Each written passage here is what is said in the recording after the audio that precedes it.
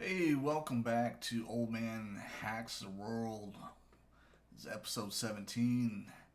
And today we are diving a little bit deeper into subnetting and how you can get ready for those type of questions on your Network Plus exam.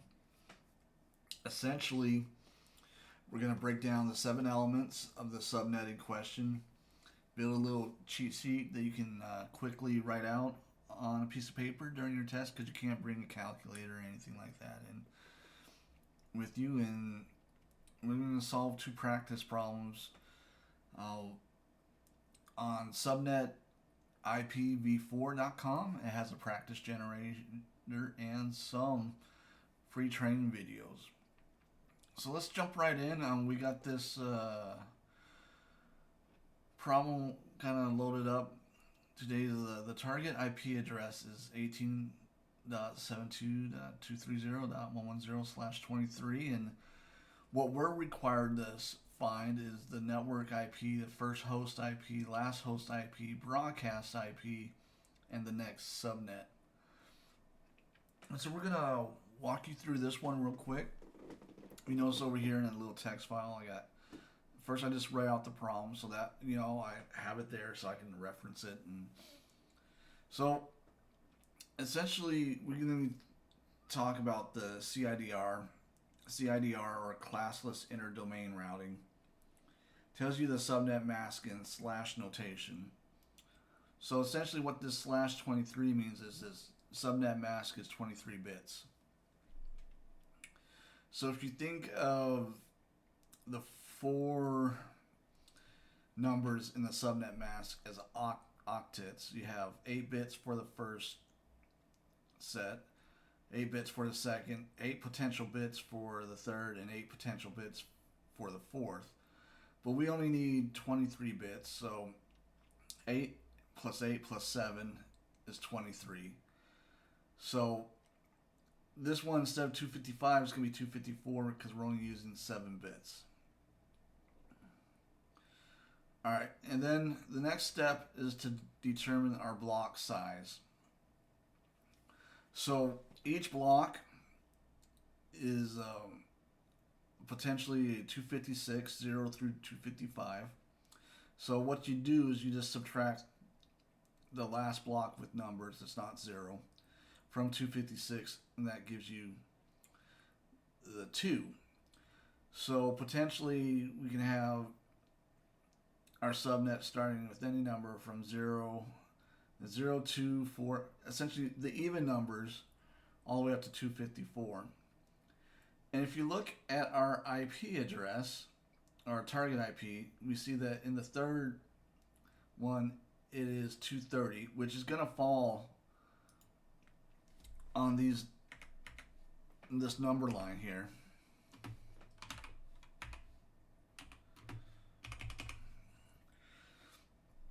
And so what we can do is use that as the be dot 0 since this is 0. So we're going to put 18 72.230.0, and we can check that. Yes, we got it right. All right. Excuse me, old man problems.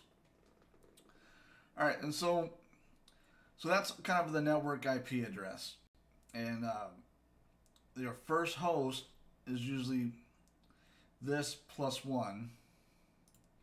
So that's going to be 18.72.230.1. We can check that, and that's correct. So the last host is the last usable IP address before the broadcast address. So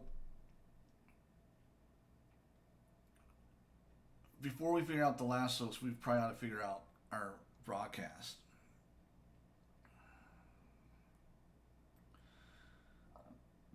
And essentially, these numbers are going to be the same. I take that back. We're going to have 18 0.72.231. Because remember, in the third octet, we're only using 7 bits, so that leaves 1 bit. The 231, it leaves 1 bit for host, and so essentially you got 0 through 255 in the last one with 230, and then 0 through 255 with 231. So the broadcast address will be 255 because it's the very last one. And so remember, if you're not using all of your bits in the third one, you have to include that in your, to figure out, oh, this is broadcast. I'm doing the wrong boxes. Jeez.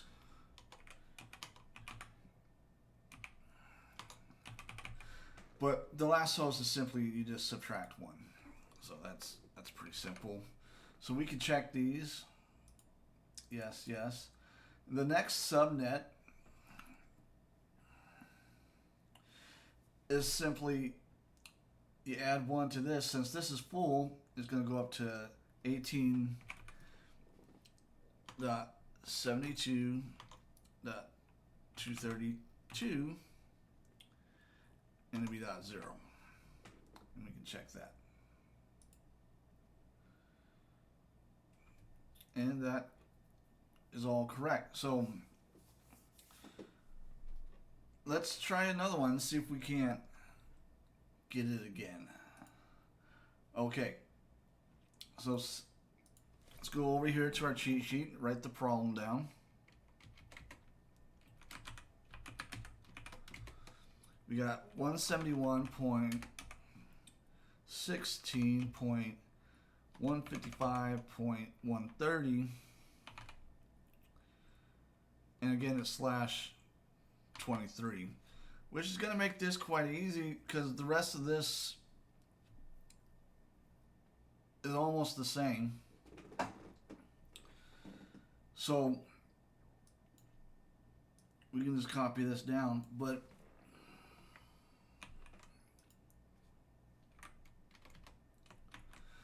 notice that in our third octet we're at 155, which is not going to fit into here. So for our network, we have to go down 1 to 154 because it's going to include the ones above it. If you remember from the before, it covered 2. So let's use 171.16.154.0. We're going to check that. Yes, we got it right. All right. So obviously the first host is pretty easy. 171.16.154.1. The last host is going to be the 171.16.155.254, because remember 255 is reserved for the broadcast.